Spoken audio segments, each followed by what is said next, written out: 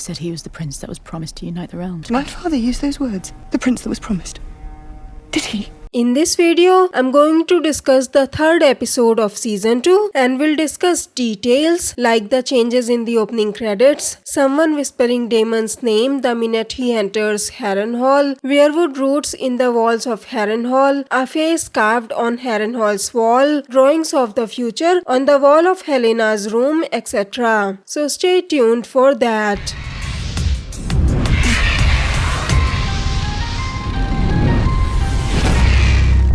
Greetings Throne Watchers! Remember how said in my season 2 opening credits breakdown video about how the opening credits keep changing based on the events of this series? I also promised to mention any changes in the opening credits. So I noticed 2 changes. First, we see Prince Jaehaerys' body wrapped in a cloth and a red line goes through his throat to show how he died. His body is surrounded by the candles, probably indicating his body is in the Grand Sept or something. But Otto said his body would be taken to the dragon pit to be burned as a Targaryen prince. What do you think the candles mean? Second, we see the rat catchers hanged in King's Landing. And then the opening credits end with the blood flowing towards the Iron Throne. Such an ominous foreshadowing, don't you think? Anyways, last time I discussed the green side first, so let's begin with the blacks this time. The episode begins with the Blackwoods and the Brackens. It seems like someone moved the boundary stones to the Brackens' lands. The Blackwoods think the Brackens moved it, and the Brackens said they didn't move it. Is it just me, or does it seem like the masterminds work to you as well? Remember how I discussed in my Who is the Mastermind Behind Blood and Cheese video that someone wanted to give the Greens and the Blacks a push to start the war, which they did by hiring Cheese to kill Jaehaerys. I smell that masterminds work here as well. They could have paid someone to move the boundary stones to get them to fight each other. Everyone in the Seven Kingdoms knows about their generation's old feud. Just like with the Greens and the Blacks, they also needed only a slight push, and the result was both of them destroying each other in the Battle of the Burning Mill, which is a lot different from what happened in the books, but we'll only discuss the show here. I think what happened at the Battle of the Burning Mill is exactly what the mastermind wants the Greens and the Blacks to do as well. The more I watch this series, the more I believe in this theory. What about you? Do you think this could be the work of a mastermind?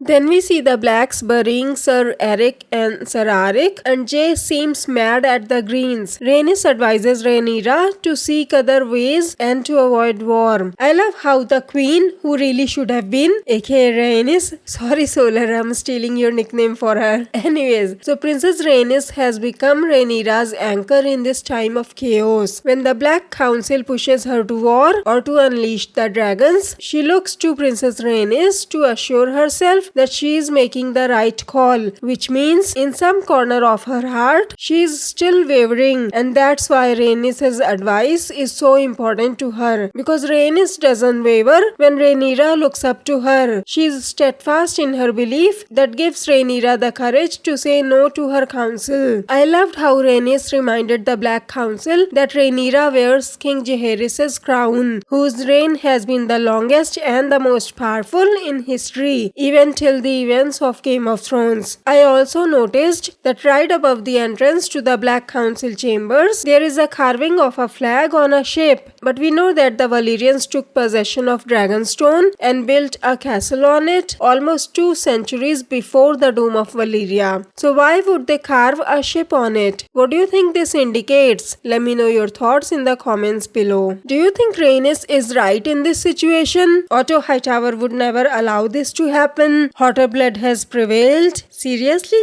What basis does she has to think that? Wasn't it Otto Hightower who was the first one in line who wanted to send assassins to have Rhaenyra and her family killed? Daemon knew that, and that's why immediately after receiving the news of Viserys' death, he jumped into action to fortify the castle. Then Princess Rhaenys brings bread and broth to Corlys, and they have a talk about the next Lord of the Tides in case something happens happens to Corlys. Rhaenys is worried since this is a war and there are no guarantees in war, but Corlys leaves her there saying he has much to do. Then we see that Mysaria had turned back to save Rhaenyra's life and has decided to join Rhaenyra's council because Rhaenyra is oh so merciful.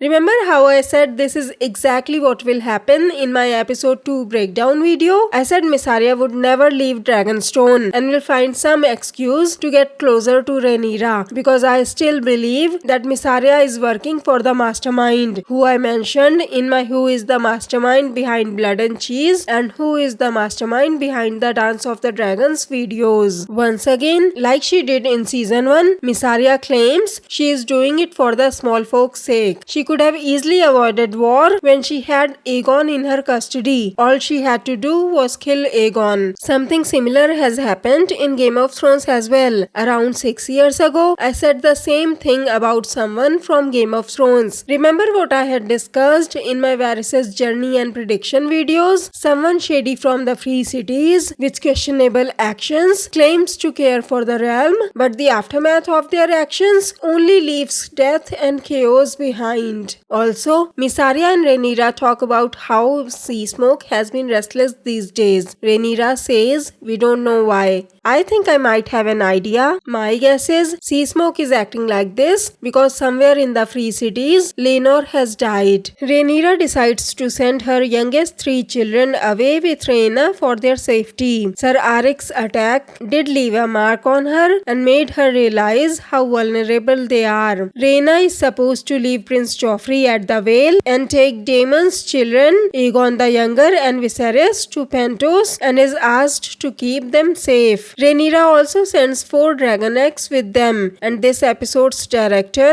Geeta Patel, has confirmed that these are the same dragon eggs that Dany will get years later in Game of Thrones. I know some book fans didn't like it, but I'm loving how they are connecting this series with Game of Thrones, especially with Dany's, aka Drogon, Rhaegal and Viserys dragon eggs, and the prince that was promised's prophecy about Jon Snow. So in just one episode, they made not 1 but 3 connections to Game of Thrones. You must be wondering what's the third connection? Can anyone guess? Yes, it's Harrenhal. Right after Daemon enters Harrenhal, he passes the roots of a weirwood tree which is coming out of the broken walls of Harrenhal, and immediately after passing that, Daemon hears someone's voice whisper his name.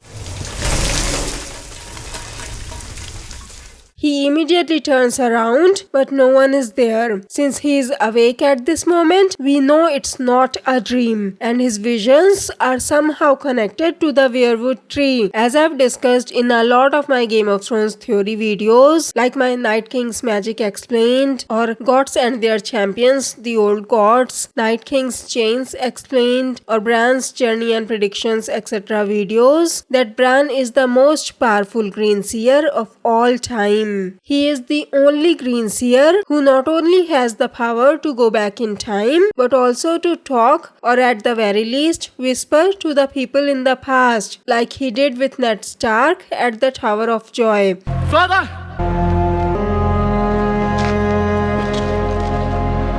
Or with Theon Greyjoy after Ramsay's wedding in the books. What if Bran is the ghost of Harrenhal in the books and he tries to talk or whisper to the people around the weirwood trees? Anyway, I think there is a possibility that it was Bran who called out to Daemon. I literally had this theory after the very first episode, but I dismissed it thinking it was too far-fetched and didn't make a video on it. Now I really wish that I had. Anyways, I know the voice that calls Daemon's name sounds more like a woman's or a child's voice, but I'm guessing it could either be the effect of the weirwood paste, or he might have walked into someone, or do you think it could be a different Greenseer? Let me know your thoughts in the comments below. By the way, do you remember my Harrenhal's curse theory video? In that video, I mentioned all the houses that got destroyed by the curse of the Harrenhal and who put the curse on Harrenhal and why, etc. I've also discussed in my videos about how there is said to be magic in the walls of Harrenhal, which I had mentioned in my Stark Blood theory video, where I mentioned how the magic in the walls of Winterfell might be similar to the ones in Harrenhal.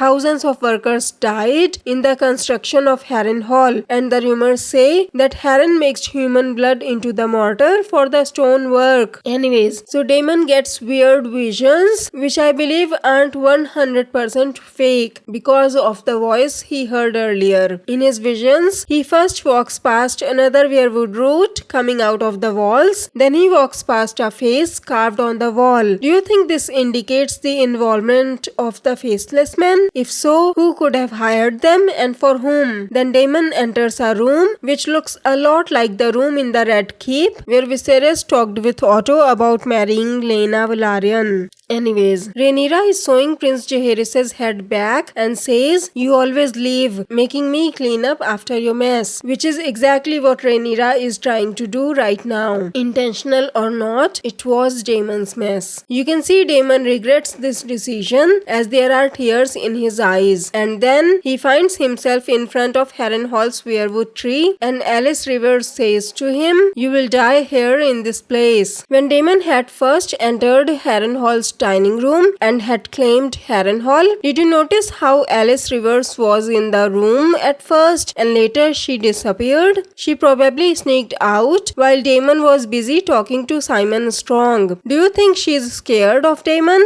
By the way, with the show setting up so many connections to Game of Thrones, I believe they will show us that Alice Rivers is Melisandre in disguise or vice versa. As we know, Melisandre can change shape and Alice Rivers was also believed to be a wood witch. On top of it, Melisandre was supposed to be around 400 years old, so that's definitely possible. When Daemon was talking to Simon Strong, in the back, you can also see the painting or a carving of Harrenhal being built. In the carving, you can see people carrying wood, and it is said that thousands of years old weirwoods were cut down to be used as beams and rafters for this castle. You can see it more clearly from another angle, and next to that carving, you can see another one in which I think there is the side of a staircase and a couple of people descending from it with their tied hands raised above their heads. Can you see what I'm seeing here? What do you think it means? Could it be the Andals and the First Men? Let me know your thoughts in the comments below. Anyway, the Strong family feels more like squatters in an empty house, as we can clearly see the burnt banners of House Strong still hanging out in the rain. They didn't even bother to change that. And you can also see Harrenhal's carving on the back of Harrenhal's broken chair. So they didn't repair the chair either. There are also normal human shapes carved on the back of the rest of Harrenhal's chair. What do you think these carvings indicate? We later see Rhaenyra reading Alicent's letter, which says, "Rhaenyra, I something something lest the battling all the hours might also wish to the mother for sent with the hope." What do you think Alicent said that made Rhaenyra want to meet her in person? I'm guessing she expressed grief over Luke's death and sent apologies. Whatever she said was enough to convince Rhaenyra to go meet her in person, and they find out that Alicent made a mistake thinking Viserys was talking about her Aegon when he was actually talking about Jon Snow, which they didn't know, but Alicent thought he was talking about the Conqueror. Despite that, Alicent is still too stubborn to admit her mistake and says it's too late, which it technically is. This was one of the scenes, but still it's not too late. I'm sure she's going to regret that decision. Anyway, this was one of my most favorite scenes in this episode. Now Rhaenyra also knows that war cannot be avoided, so she will finally take action now. By the way, King's Landing's security really sucks, as both Daemon and Rhaenyra are easily able to sneak in and sneak out. But if my mastermind theory is true and Miss Arya is working for that mastermind, I won't be surprised if they helped clear the path so Daemon and Rhaenyra could easily pass through the city. Because as I've discussed in my theory videos before, the mastermind doesn't want the war to stop this easily, so he will not let Rhaenyra get captured or killed. What do you think about this? Do you think the mastermind helped built so Daemon and Rhaenyra could pass through the city. Anyways, that was all with the blacks. Now let's take a look at the greens. Cole seems to be in deep thought before his squires reminds him to join the council. Cole is obviously late for the meeting and he sits on the hand's chair which has the hand's sign on it. The king's chair has 2 dragons on each side and the rest of the council members' chairs are normal. I've already discussed this in my podcast, A Watch Party of Ice and Fire, during season 1. Aegon has appointed his close friends as his king's guards and Cole did not seem happy with that decision. Who told Aegon this was a good idea? It's very clear that they are terrible at their job. They took him to a crowded tavern and then to a brothel where Aegon could easily be assassinated, and there Aegon meets Aemond and once again Aegon makes fun of him and Aemond manages to leave without losing his temper even though he looks really mad. We also get to meet a dragon seed named Ulf. He is the very first one who is introduced as a dragon seed. You will meet the others in time. I liked how they made him closely related to Rhaenyra and Aegon, but what I didn't like is how they implied that Balon, aka Daemon and Viserys' father, had a bastard son, when it is said in the books that he had remained faithful to Alyssa even after she had passed away. But I can say that it's not impossible, so it's not a big issue. Helaena seems to have gotten over Jaehaerys' death, saying she feels she has no more right to mourn than the small folks at the procession. I also noticed drawings of what looks like a king, a stag, a spider, a weirwood tree, etc. on the wall of Helena's room. I can't help but wonder if Helaena had a vision of the future and had this painted or carved on her wall. What do you think? Do you think this indicates Robert becoming a king or something? Let me know your thoughts in the comments below. By the way, I loved the character of Ironrod, aka Jasper Wild. He seems to be the only voice of reason on the Green Council, at least besides Alicent. Cole recommends heading to Harrenhal with a small army and defeating the houses that had declared for Rhaenyra and adding their armies to their own. Alicent gives some very logical reasons as to why this is not a good idea, but when Cole can't win the argument against her, he just laughs and turns to Aegon asking his opinion. It was such an Otto move. Otto did the same thing when he couldn't win the argument against Corlys about Daemon's tactics in the City Watch. Now we know why Alicent likes Cole so much. Just kidding. By the way, did you notice the look that passed between Cole and Aemond when Cole said Vhagar will remain here to protect the city? Especially when Aemond has been talking to Cole about providing cover on Dragonback while Cole leads the vanguard. I will discuss this in the next episode. Just keep it in mind for now. By the way, I love how happy Aegon is when he says, "Good, to war then." He seems like a child who is getting to play at war. Once again, when Aegon wants to join in, Aemond supports Cole by telling Aegon, "It's a brave thought, but we cannot risk your loss." And Cole says he does not want to draw attention to himself. Also, did you notice how Cole had cut his hair just before moving out of King's Landing? People in military often cut their hair short, given how they have to fight. It was such a subtle detail that I almost missed it, but I love their attention to detail. When Cole is leaving and Alicent gives him her handkerchief, is it just me, or does it feel like Larys is watching them from the castle door? Also, I noticed on Cole's horse's armor, which I think is called a chanfron, there's a metal spike on a 7-pointed star on it. I'm pointing it out because in case you lose sight of him in the next episode's battle, I hope this will help you find him easily. We also see the windows of what looks like the throne room in this scene. Do you think it's the same windows? Anyways, despite their refusal to take Aegon still plans to join Cole because I think what Aemond has said hurt his ego and now he wants to fly with the army. But Larys cleverly manipulates him into agreeing not to go. Do you think Aemond provoked him on purpose or was it just by accident? Aegon has now given Larys a place on his Green Council as a Master of Whisperers. Viserys didn't appoint anyone as a Master of Whisperers, saying he didn't have a need of one. Do you think it was a wise decision or a stupid one? Because Otto filled that role in the absence of a proper Master of Whisperers, making it easy easier for Otto to manipulate Viserys by having control of the information that Viserys received. Then we see Cole in the field arguing with Gwen Hightower when they spot Bella in the skies. Bella gives them chase before leaving to inform Rhaenyra of their movements. So, what was your favorite moment in this episode? I'll post my episode 5 trailer breakdown video next Monday. If you like this video, please hit the like button below, share the video and subscribe to my channel. Have a great day. 7 blessings to you.